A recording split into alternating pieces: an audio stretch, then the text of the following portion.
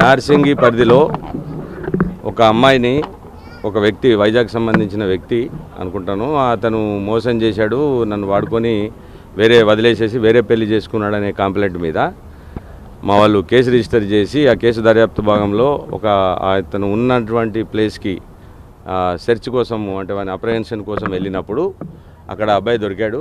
ఆ అబ్బాయి పేరు సంపత్.